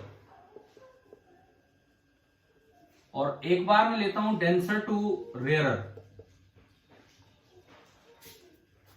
आपने नॉर्मल बना लिया, जहां रे आनी है वहां, यहां भी ये नॉर्मल बना लिया। अब देखो इसमें जो रे इंसिडेंट हुई है, ये है एंगल ऑफ इंसिडेंस, ये बेंड होगी टुवार्ड्स द नॉर्मल, ऐसे गई, और ये आपका एंगल ऑफ रिफ्रैक्शन। आई बड़ा है कि आर बड़ा है इसमें, इस पर्टिकुलर डायग्राम में? I is greater than are. दूसरा जब आप डायग्राम लेंगे, सेकंड वाला जब आप डायग्राम लेंगे, तो उसमें अगर हम देखें, देखिए सेकंड डायग्राम में ये रे फिर से आई, ये एंगल आई, इस बार बेंड होगी अवे फ्रॉम द नॉर्मल, तो ये एंगल आर है, पूरा एंगल आपका आर है, और आपको दिख रहा है कि आर बड़ा है आई से। अब अगर मैं डेविएशन दिखाऊं तो डेविएशन दिखाने के लिए मुझे ओरिजिनल रे बनानी पड़ेगी कि ये रे यूं जा रही थी और ये इतना मुड़ गई, तो ये डेविएशन होगा क्लॉकवाइज। इसमें दिखाएं तो ओरिजिनल रे दिखानी पड़ेगी कि ये रे यूं जा रही थी और ये इतना मुड़ी, तो ये आपका होगा डेविएशन। केवल ज्योमेट्री से आप यहां बताओ इस पर्टिकुलर केस में डेविएशन कितना है। ये एंगल और ये एंगल पूरा वर्टिकली अपोजिट एंगल है। वर्टिकली अपोजिट एंगल तो आप लिख सकते हैं I is equal to r plus delta, है ना। ये पूरा आर प्लस डेल्टा और ये I, ये दोनों वर्टिकली अपोजिट एंगल है। तो यहां से डेविएशन कितना आ गया, deviation is coming out to be I minus r. इस केस में तो डेविएशन ही आया। अब आप दूसरे केस में देखो। अच्छा, मैं छोटे वाला एंगल ही डिफाइन कर रहा हूं, किसी का मन करे तो वो ये भी डिफाइन कर सकता है। ये this is also the deviation, ये भी डेविएशन ही है। ये तो हमने रिफ्लेक्शन में क्लियर कर दिया आपको कि ये क्लॉकवाइज है, तो ये बोला जाएगा एंटी क्लॉकवाइज। 2 पाई में से घटा दोगे तो वो बन जाएगा, उसको छोड़ो उस चीज को। इधर आओ, देखो ये पूरा आर, ये डेल्टा, तो ये कितना बचा, आर माइनस डेल्टा। और ये लाइन और ये लाइन यू इंटरसेक्ट हो रही है, तो आर माइनस डेल्टा और आई वर्टिकली अपोजिट एंगल है, तो ये आ गया। तो यहां से देखिए, यहां से डेविएशन कितना आ रहा है, यहां से डेविएशन आपका आया आर माइनस आई। तो डेविएशन इन रिफ्रैक्शन का क्या फॉर्मूला सामने आ रहा है भाई, आई बड़ा हो तो आई में से आर घटा दो और आर बड़ा हो तो आर में से आई घटा दो। तो यानी कि डेविएशन का जो फॉर्मूला आया रिफ्रैक्शन में, that is mod of i minus r. बड़े में से छोटा घटाना है, आप इसको ऐसे भी लिख सकते हो, ये भी मोड ही होता है। आपको बड़े में से छोटा घटाना है, कभी आई माइनस आर लिखा जाएगा और कभी आर माइनस आई। तो बताओ डेविएशन कैसे लिखना है, क्या ये समझ में आ गया। फॉर्मूला याद रखना है रिफ्रैक्शन में डेविएशन का, ठीक है। मैं एक सवाल आपसे पूछता हूं डेविएशन इन रिफ्रैक्शन के ऊपर ही,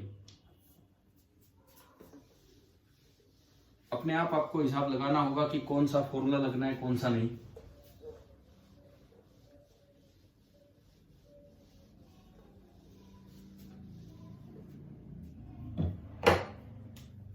क्वेश्चन ये है कि आपको एक ट्रांसपेरेंट स्फीयर दिया है,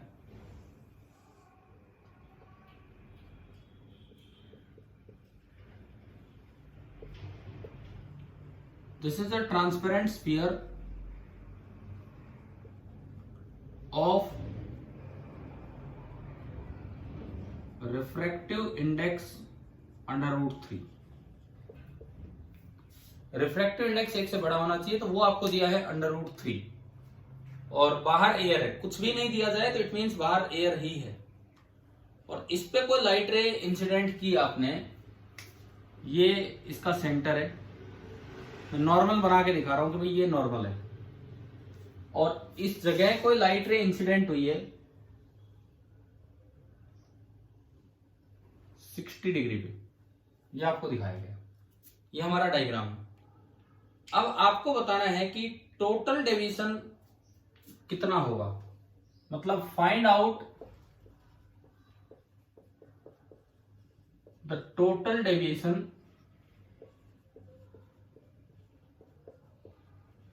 suffered by the light ray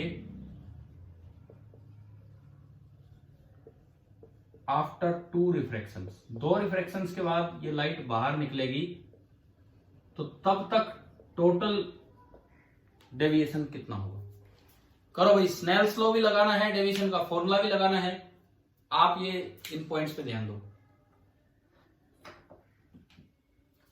कीजिए 2-4 मिनट लगाएं और ये सवाल कीजिए आराम से।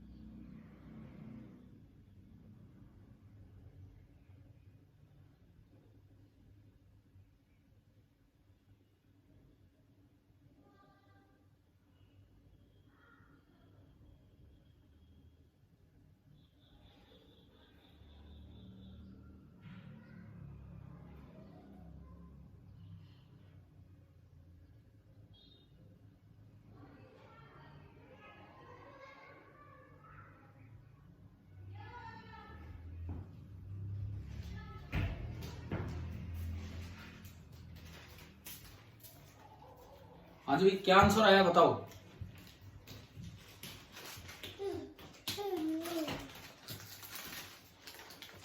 कुछ आंसर आया इस सवाल का? 2 रिफ्रैक्शन करवाए हो तो आपने।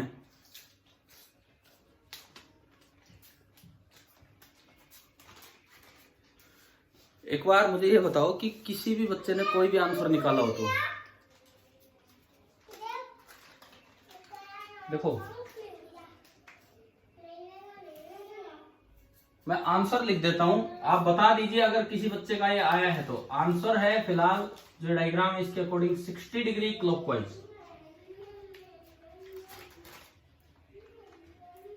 क्या किसी भी सिंगल स्टूडेंट का ये कोई आंसर आया है क्या, किसी भी एक बच्चे का, या नहीं? अच्छा चलो कोई नहीं, हम शुरुआत करते हैं, देखते हैं कि कैसे होना चाहिए। सबसे पहली बात किधर बेंड होगी ये रे पहली बार में, टुवर्ड्स द नॉर्मल कि अवे फ्रॉम द नॉर्मल? हाँ, बाहर का रिफ्रैक्टिव इंडेक्स आप 1 मानिए तो ये रे बेंड होगी टुवर्ड्स द नॉर्मल, और ये ऐसे गई। ये रिफ्रैक्शन है। एक मीडियम में जब रे आगे ट्रांसलेट होती है तो उसमें कोई डेविएशन नहीं होगा, इसे ट्रांसलेशन बोल देते हैं। एक मीडियम में चलना, दिस इज ट्रांसलेशन। एक होमोजेनियस मीडियम में लाइट बेंड नहीं होगी। ये आपका R1 पहला वाला R, तो आपने स्नेल्स लॉ लगाया यहां आपने स्नेल्स लॉ लगाया, उसी फॉर्म में लगाओ। इधर का refractive index 1 into sine of इधर वाला एंगल 60 डिग्री बराबर उधर का रिफ्रैक्टिव इंडेक्स कितना दिया है सवाल में, √3 इंटू साइन R1। एक बार इस इक्वेशन से बताओ कि R1 कितना निकल के आ रहा है? 30 डिग्री।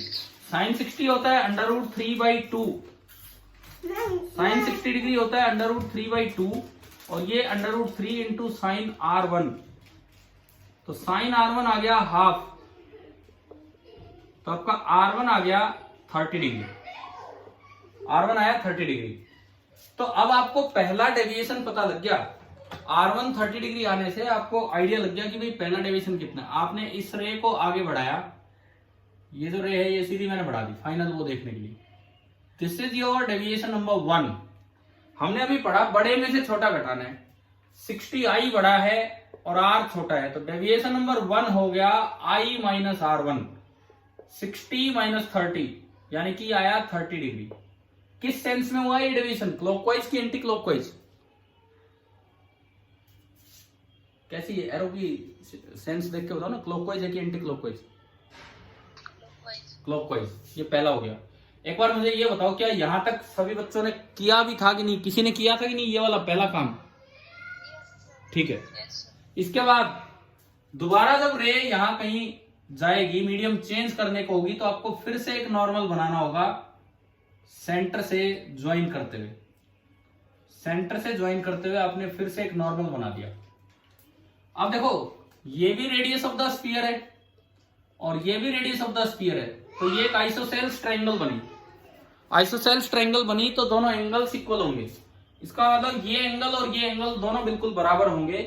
तो अगर ये 30 डिग्री निकला तो अगली बार जो एंगल ऑफ इंसिडेंस है, अगली बार जो एंगल ऑफ, क्योंकि नॉर्मल के साथ इंसिडेंट रे का एंगल होता है एंगल ऑफ इंसिडेंस, आपको पता लग गया कि वो भी 30 डिग्री ही है।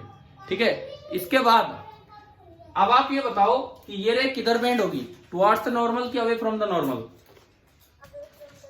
Away from the normal. पिछली बार बेंड हुई थी टुवर्ड्स द नॉर्मल, इस बार बेंड होगी अवे फ्रॉम द नॉर्मल, क्योंकि ये रेयर मीडियम में जा रही है। तो ये रे बाहर की तरफ बेंड होगी यूं इस तरह से। ये आपका है दूसरा एंगल R2। चलो अब आप यहां स्नेल्स लॉ लगाएं, इस जगह आप स्नेल्स लॉ लगाएं, तो क्या √3 अंदर का refractive index into sine of normal के साथ एंगल बराबर 1 इंटू साइन R2। साइन 30 होता 1/2, तो √3/2 is equal to sign R2, और यहां से R2 आपका आया 60 डिग्री। R2 आ गया 60 डिग्री। अब सेकंड डेविएशन कितना हुआ? R2 बड़ा है तो डेविएशन नंबर 2 होगा R2 माइनस 30 डिग्री, यानी कि ये 30 डिग्री हुआ। दूसरी बार डेविएशन हुआ 30 डिग्री। एक बार रे बेंड हुई है टुवर्ड्स द नॉर्मल, दूसरी बार रे बेंड हुई है अवे फ्रॉम द नॉर्मल, तो दोनों डेविएशन ऐड होंगे कि सब्ट्रैक्ट होंगे? बताओ। एक बार रे बेंड हुई है टुवर्ड्स द नॉर्मल, दूसरी बार रे बेंड हुई है अवे फ्रॉम द नॉर्मल, तो दोनों डेविएशन ऐड होंगे कि सब्ट्रैक्ट होंगे? ऐड होंगे। कैसे? टुवर्ड्स द नॉर्मल या अवे फ्रॉम द नॉर्मल से फर्क नहीं पड़ता, आपको देखना है क्लॉकवाइज की एंटी क्लॉकवाइज। पहली बार जो डेविएशन हुआ वो क्लॉकवाइज हुआ है, दूसरी बार जब आप देखते हैं तो ये लाइन मैंने आगे बढ़ाई, ये इसकी लाइन को आगे बढ़ाया और ये यू मुड़ी, तो ये जो डेविएशन नंबर 2 है आपको दिख रहा है कि ये भी क्लॉकवाइज है। तो दोनों डेविएशन जब क्लॉकवाइज हुए तो जो टोटल डेविएशन होगा वो दोनों का सम हो जाएगा Δ1 + Δ2, यानी कि आंसर आएगा 60 डिग्री क्लॉकवाइज। यही मैंने आंसर लिखा था। किसी बच्चे का आया था कि नहीं आया था बताओ एक बार, किसी ने पूरा किया होता तो ये। अच्छा, अगर डायग्राम में डेविएशन दिखाना हो तो कहां दिखेगा? सुने, ये जो बाहर निकली है रे, ये जो बाहर निकली है रे, इसको बोल देते हैं एमर्जेंट रे। एमर्जेंट रे मतलब बाहर निकलने वाली रे, और ये है इंसिडेंट रे। इंसिडेंट रे और एमर्जेंट रे के बीच का जो एंगल है, इंसिडेंट और एमर्जेंट रे के बीच का जो एंगल है वो आपका है टोटल डेविएशन। तो ये है, ये दरअसल आपका डेविएशन टोटल है, ये डेविएशन टोटल है। अब ये सम क्यों हुए आप ज्योमेट्री से भी देख सकते हो। कैसे? सुनो, ये एंगल Δ2 है तो ये भी Δ2 होगा, वर्टिकली अपोजिट एंगल। दिख गया डायग्राम में, वर्टिकली अपोजिट एंगल। और इस ट्राइंगल में exterior angle is equal to the sum of two interior opposite angles. तो आप अगर ज्योमेट्रिकली भी देखें तो ये बराबर होगा Δ1 + Δ2। अगर एक क्लॉकवाइज होता एक एंटी क्लॉकवाइज होता तो फिर बड़े में से छोटा आपको घटाना पड़ता। तो अभी बताओ, डेविएशन के ऊपर बेस्ड एक क्वेश्चन जिसमें स्नेल्स लॉ का भी यूज किया, समझ में आ गया कैसे यूज किया, कैसे निकाला ये सब? ठीक है। अब मैं एक क्वेश्चन आपको होमवर्क के लिए देता हूं। होमवर्क के लिए एक क्वेश्चन, मतलब कहीं ना कहीं अब मैं फिर से फॉर्मेट प्रिंसिपल का यूज करवाना चाह रहा हूं कि कैसे होगा। देखिए, आपको ये तो ध्यान है ना कि हमने रिफ्लेक्शन में फॉर्मेट प्रिंसिपल से लॉ ऑफ रिफ्लेक्शन प्रूव कर लिया था θ1 = θ2 वाले क्वेश्चन में।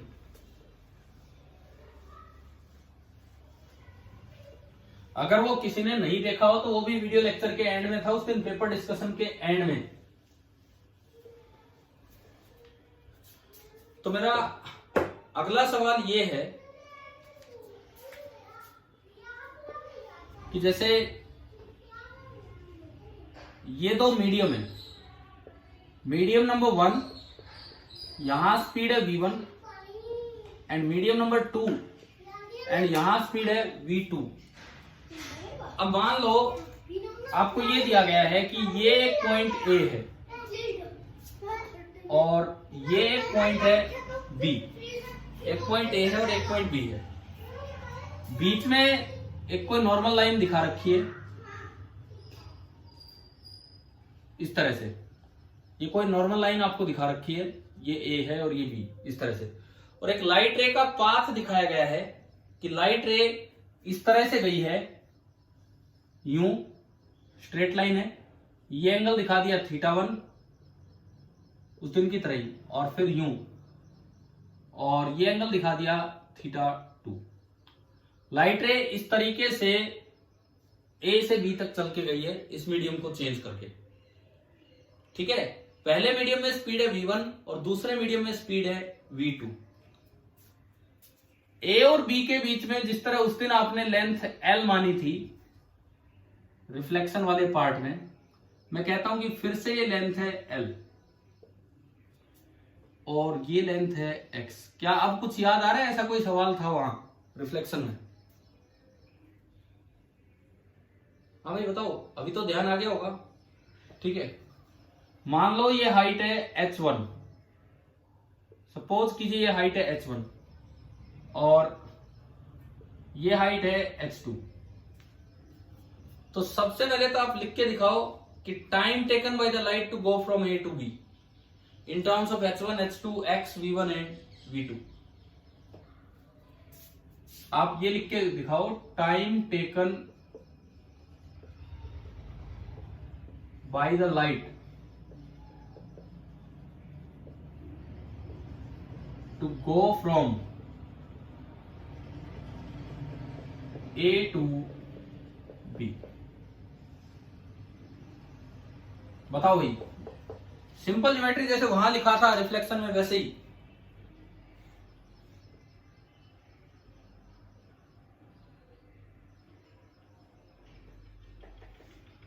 बोलो। अच्छा, ये रास्ता कितना है, ये रास्ता कितना है पाइथागोरस से? पाइथागोरस से ये लंबाई कितनी है? ये under root h1 square plus x square. और यहां स्पीड कितनी है इस मीडियम में? v1। तो इसका मतलब पहला टाइम लगेगा under root of h1 square plus x square divided by v1 plus आगे। आप ध्यान देना, मैंने वो फॉर्मेट वाला जो काम वहां करवाया था, एक बार देख लेना वो वीडियो दोबारा एंड में, बिल्कुल एंड में जाके वो सब कर रखा उसमें। दूसरा, उस दिन उस वीडियो में क्या हुआ था, एक स्टेप मैंने आपके लिए छोड़ा था, लेकिन जस्ट वीडियो रोकते ही आपके लिए वो स्टेप करके भी दिखा दिया था कि लास्ट में आप देख लीजिए। हाँ जी, दूसरी साइड बताओ कितना टाइम लगेगा? पहले तो ये लेंथ, पाइथागोरस से लेंथ कितनी होगी? Under root of h2 square plus कितना होगा आगे बताओ? l माइनस एक्स का होल स्क्वायर। ये तो लेंथ होगी एंड डिवाइडेड बाई स्पीड, और स्पीड यहां कितनी है? v2। स्पीड यहां पे है v2। ठीक है जी, ये तो आपने टाइम निकाल दिया। अब उसमें था कि वहां पूछा था कि वो किस जगह टकराए कि मिनिमम टाइम लगे, θ1 θ2 में रेशियो बताना था। यहां फिर से वही सवाल है, find the relation between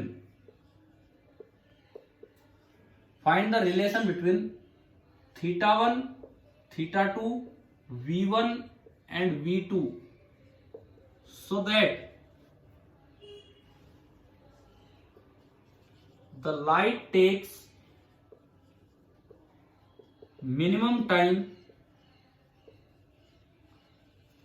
to reach from A to B। अब ये सवाल है, ये आपको करना है। कैसे करोगे? एक तो ये बताओ कि भाई किस तरह से आप बढ़ोगे इसमें आगे, ये जो क्वेश्चन मैंने दिया उसमें कैसे बताया था। अगर t मिनिमम करना है, यहां देखो t as a function of x आ गया आपके पास, t as a function of x आ चुका है। For t to be minimum,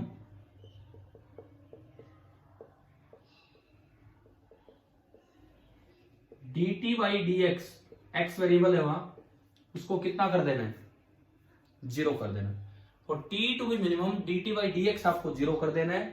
और जब आप यहां से इसको सोल्व करोगे ना, आगे आपको करना है ये खुद, तो ये निकल के आएगा sin θ1 बाई sin θ2 बराबर v1 बाई v2।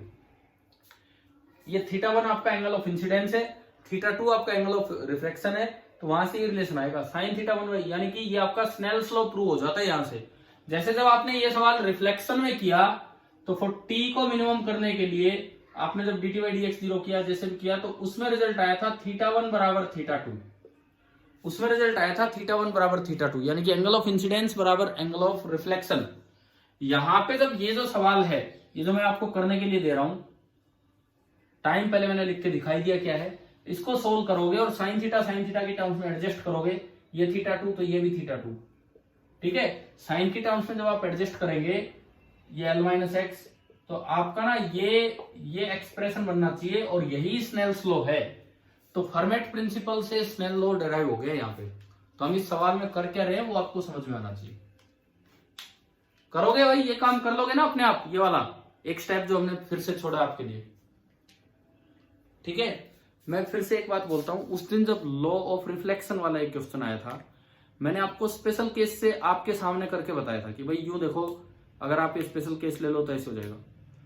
आपको करने के लिए दिया था, जस्ट वीडियो ऑफ करते ही मैंने बोर्ड पे एक स्टेप था और इधर का मिटाया नहीं था, इसीलिए इस साइड वो लिखा हुआ था, मिटाया नहीं था, जस्ट एक स्टेप आगे बढ़ाना था।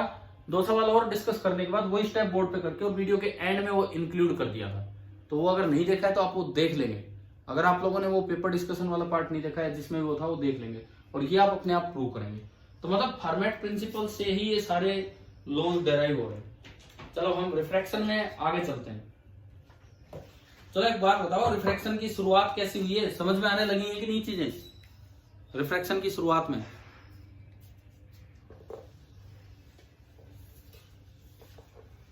अब यार आप होमवर्क नहीं करते हो ढंग से, ये तो चलो पता नहीं आप करोगे नहीं करोगे ट्राई, मुझे तो वही समझ में नहीं आ रहा। कल मैंने इतने छाट छाट के आपको क्वेश्चन दिए रिफ्रैक्शन से, क्यों नहीं किए वो ट्राई? आज कर लेंगे कि नहीं करेंगे? आज बताओ एक बार रिफ्लेक्शन वाले सवाल आज कर लोगे कि नहीं करोगे?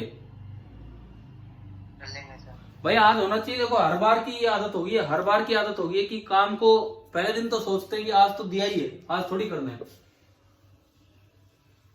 सरकारी काम भी आपसे जल्दी हो जाते हैं, मैं आपको बताऊं, उनमें भी इतना टाइम नहीं लगता जितना यहां काम करवाने में टाइम लगता है। तो ठीक है, टेस्ट फिर कल हो जाएगा अगर आप आज कर लेंगे तो। अपने डाउट्स आप भेजेंगे कभी भी किसी भी टाइम, मैं जब फ्री होऊंगा उस समय मैं आपको बता दूंगा।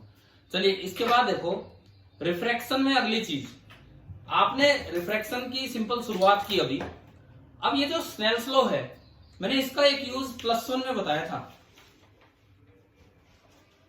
बताओ याद है? +1 में एक काइनेमेटिक्स के दौरान इसका एक यूज बताया था। क्या बताया था? कि जब भी कभी दो मीडियम इन्वॉल्व हो, मैं यहां पे ये जो आपको बताऊं, use of Snell's law in kinematics.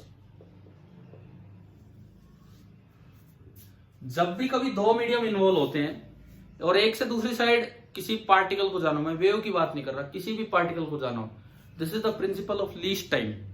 Format वाला प्रिंसिपल यहां भी लग जाता है कि एक जगह से दूसरी जगह जाने में आपको कम से कम समय तब लगेगा जब आप उस रास्ते से जाएं जो स्नेल्स लॉ को फॉलो कर रहा हो। क्या ये यूज किया था क्या +1 में? बोलो याद आ रहा हो तो। हाईवे और साइड में मिट्टी और इस तरह का कोई क्वेश्चन? हाँ भाई बोलो, नहीं याद आया तो मैं बताता हूं फिर।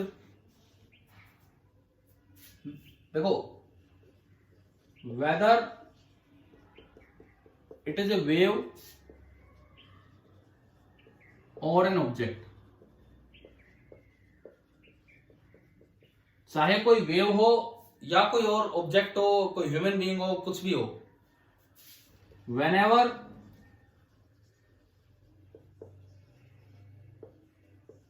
two media are involved, जब भी कभी दो मीडियम को आप इन्वॉल्व कर लेंगे, मतलब इधर से उधर जाने में, one must follow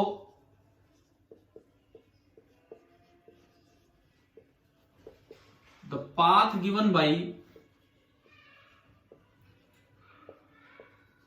Snell's law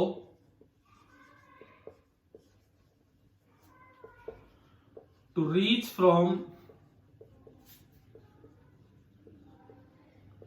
point A to point B। अब दो मीडियम होने चाहिए, एक मीडियम में, reach from point A in first medium to point B in second medium। देखो हमने क्या लिखा है, वेदर एक वेव हो या कोई ऑब्जेक्ट हो, जब भी कभी दो मीडियम इन्वॉल्व होंगे तो आपको उस रास्ते जाना चाहिए जो स्नेल्स लॉ के अकॉर्डिंग बना है।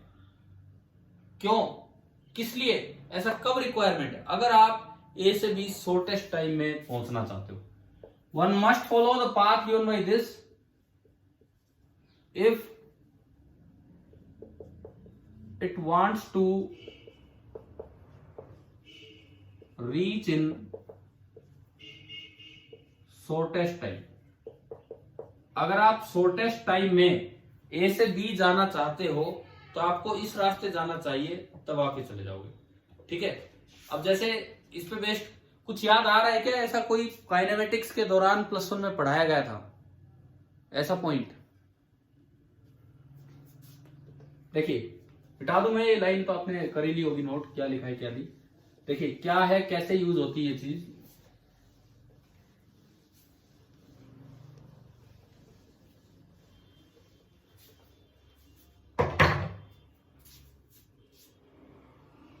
एक बार तो केवीपीवाई किशोर वैज्ञानिक प्रोत्साहन योजना शायद 2011 की बात है, उसमें आया था क्वेश्चन। उसमें कोई लाइट नहीं थी, लाइट वेव की बात नहीं थी। ये इधर सी है और इधर सैंड है, इस तरह का काम था। और उसमें कुछ ऐसा था कि इधर कोई लड़की डूब रही है और यहां से रेस्क्यू ऑपरेटर्स आ रहे हैं बचाने के लिए।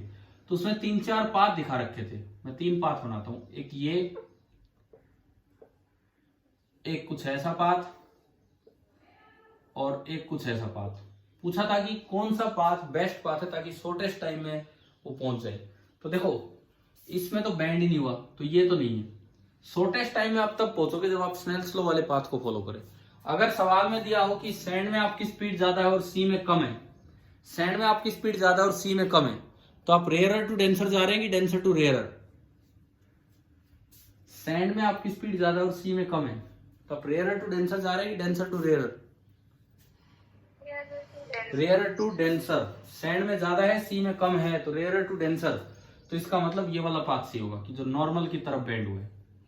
अगर सवाल में दिया हो सैंड में स्पीड कम है और सी में ज्यादा है, तो आपको किस रास्ते जाना चाहिए जल्दी पहुंचने के लिए, उसको बचाने के लिए? ये वाला, क्योंकि इसमें रे बेंड हो रही है अवे फ्रॉम द नॉर्मल।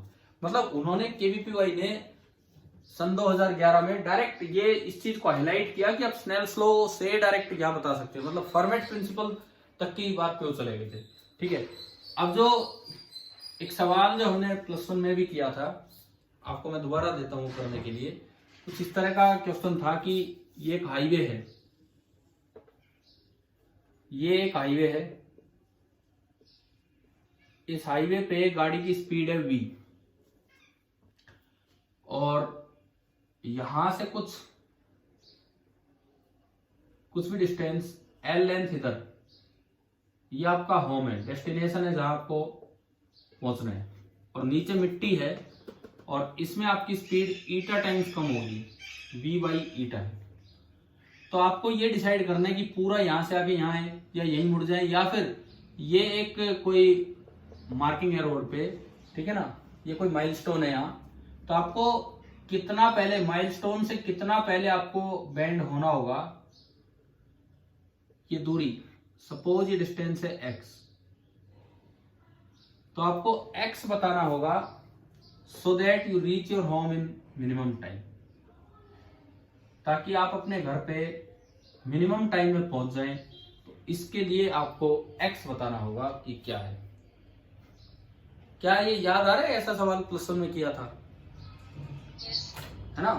तो वहां भी हमने स्नेल स्लो का नाम लिया। एक चीज होती है डिफरेंशिएशन से, डिफरेंशिएशन से करना ही बड़ा हो जाएगा, डिफरेंशिएशन करोगे फिर सोल्व करोगे बड़ा चला जाएगा। दूसरी चीज है कि डायरेक्ट कैसे करें। तो डायरेक्ट कैसे करें इसे, अब बताओ इसमें कहाँ नॉर्मल है, कहाँ दो वेव की तरह दिखाएं ताकि ये क्वेश्चन सीधा सोल्व हो। देखो आप ये जो एरो बना है, ये जो लाइट आई है, इसे मानिए इंसिडेंट लाइट नहीं है यहां, इसको मानिए रिफ्रैक्टेड। एक इंसिडेंट एक रिफ्रैक्टेड, ये बना दीजिए नॉर्मल। इंसिडेंट रे का नॉर्मल के साथ एंगल कितना है फिलहाल? 90 डिग्री। ये तो आपको पहचानना होगा, आई है आपका 90 डिग्री। रिफ्रैक्टेड रे का एंगल मान लो r। अब स्नेल्स लॉ कहता है sine theta 1 upon sine theta 2 is equal to v1 by v2। ये वाली फॉर्म काम आती है इन सवालों में। तो साइन थीटा 1 साइन 90 डिग्री यानी कि 1, sign theta 2 sign r, v1 इस मीडियम में स्पीड है v, और दूसरे मीडियम में स्पीड है v बाई ईटा। ईटा ऊपर गया, v से v कैंसिल, तो यहां से मेरा साइन r निकल के आ गया, and sine r is coming out to be 1 by eta. इतना आया ना समझ में कि कैसे किया। उसके बाद देखें साइन r आ गया 1 बाई ईटा। इसके बाद देखो ये एंगल r तो ये भी r, ये एंगल r तो ये भी r। अब देखो अगर साइन r आ गया तो टेन r निकाल लो, साइन आर आ गया तो यहां से आप टेन आर निकाल लो। मान लो ये एंगल आर है, साइन आर है 1/ईटा, ये 1 ये ईटा, तो पाइथागोरस से ये हो गया √ईटा² -1। तो अगर मैं टेंजेंट आर निकालूं, टेंजेंट आर आ रहा है 1/√ईटा² -1। आप बताओ क्या ये स्टेप आया समझ में, कैसे निकाला हमने टेन आर? हाँ भाई, टेंजेंट आर समझ में आ गया सभी को कैसे निकाला है? 1/√ईटा² -1। अब आप इस ट्राइंगल में टेन आर लगा दो, इस ट्राइंगल में, इस ट्राइंगल में जो टेन आर होगा that will be equal to x/l। यहां से x जो आपको निकालना था that is l into tangent r. Tangent r की आपने वैल्यू रखी तो जो x है उसका आंसर आ गया l/√ईटा² -1। सेम क्वेश्चन आपने +1 में भी किया हुआ है। और स्नेल्स लॉ से कैसे मिनिमम टाइम में आप वहां पहुंचते हैं, इसका प्रूफ करने के लिए, फॉर्मेट प्रिंसिपल का प्रूफ करने के लिए मैंने आपको पिछला सवाल दिया जो आप करेंगे ट्राई। ठीक है, कल की जो क्लास हो उससे पहले तो वो सवाल भी ट्राई करके रखना जो इससे पहले दिया है, और आज शाम तक आप अपने जो भी HCV या NCERT से जो भी काम आपको रिफ्लेक्शन बेस्ड दिया गया है वो अपना करेंगे, ताकि जो टेस्ट आज होना था वो तो आपने कल पे भगा दिया। ऐसे करते करते मत भगाते रहना आगे, जो आज होना था वो तो कल पे गया, लेकिन कल होना चाहिए, लेकिन होगा तब जब आप आज डाउट पूछेंगे। डाउट भी फॉर्मेलिटी में मत लिख देना, लो भाई 9 बज गए चलो भेज दो 9 सवाल, ऐसे नहीं। आपके डाउट है तो आप भेजिए, कीजिए लेकिन पहले अटेम्प्ट। ठीक है, ठीक है, थैंक यू।